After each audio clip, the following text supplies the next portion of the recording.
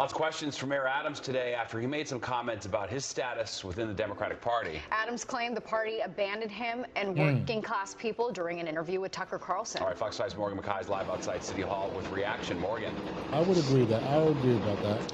Yeah, Stephen, Natasha. So when Mayor Eric Adams was running for mayor in 2021, he wrote on social media that he didn't need or want the support of Tucker Carlson, saying that Carlson is someone who perpetuates racist and anti-immigrant propaganda.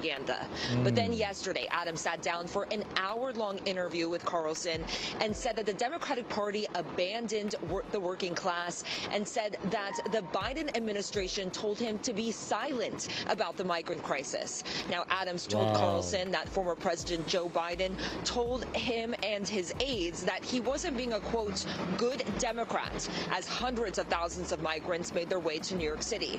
When he refused, Adams says that is when charges were handed down.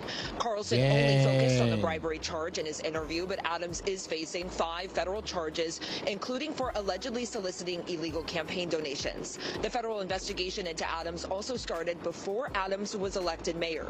Now, Adams has repeatedly insisted that he is innocent, and in the interview claimed that the Democratic Party didn't just abandon him.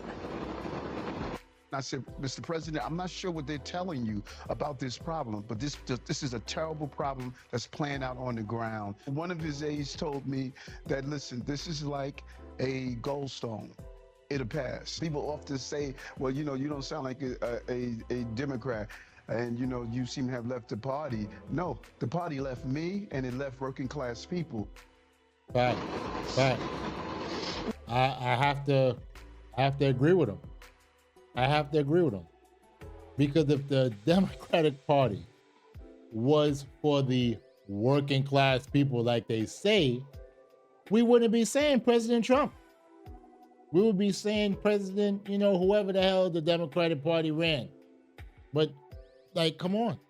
We are now saying President Trump because, as he did in 2016, he listened to the people and he said to the people what he was going to do to help them.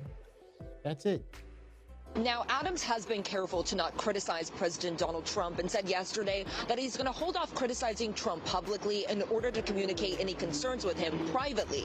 But Adams' deepening relationship with Trump and the GOP is raising eyebrows. On Friday, Adams flew to Florida on the taxpayers' dime to meet with Trump privately. Then on Monday, Adams says that he hopped in a car at 3 a.m. to drive to D.C. after being invited last minute to the inauguration. Adams has insisted that he still plans to run as a Democrat in the upcoming mayoral election. But despite his recent actions and comments, many, including City Council member Crystal Hudson, who is considered a top contender to be the next council speaker, says that it is the Democratic Party in New York that is working to defend New Yorkers.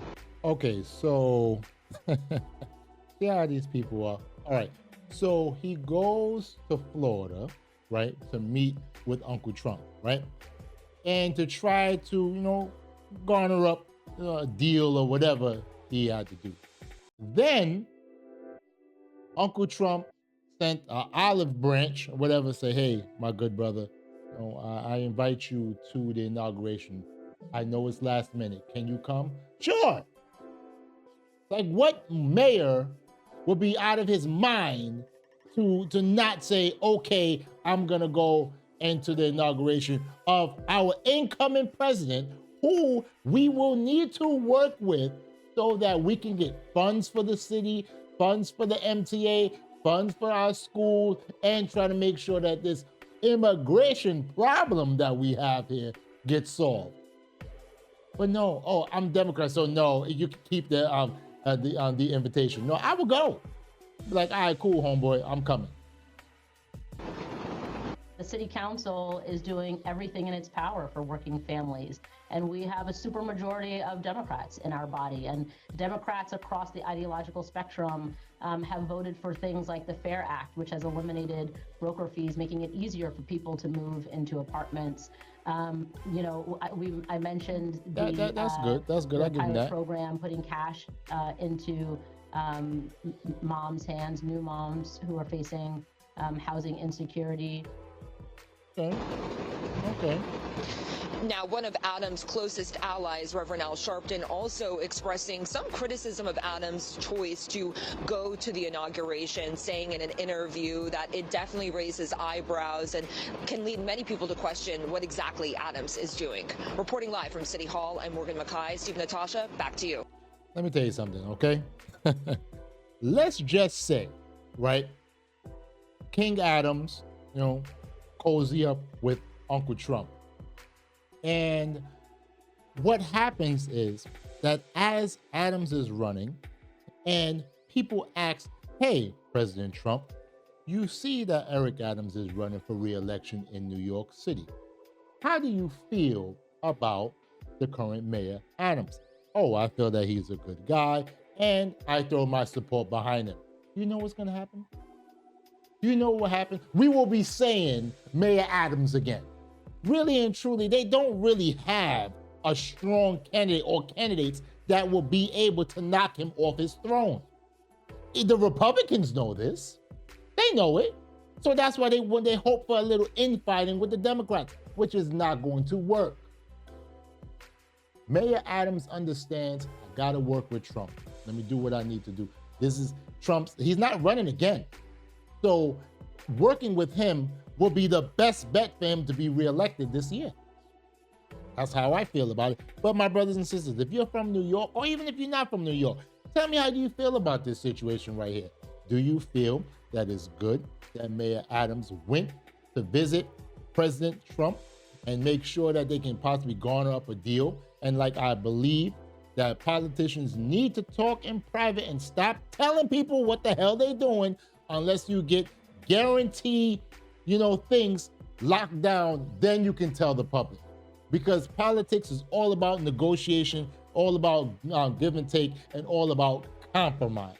This country was built on a big compromise called the Constitution. All right? They could just rename it the damn compromise, because that's what it is. All right, I'll give you this, I'll give you that. All right, I'm going to take this, I'm going to take that. That's all it is.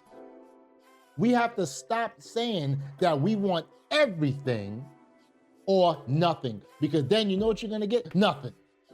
But hey, I want to hear from you because, I value your opinion. I value your input. I value the engagement. My brothers and sisters, thank you so much for watching.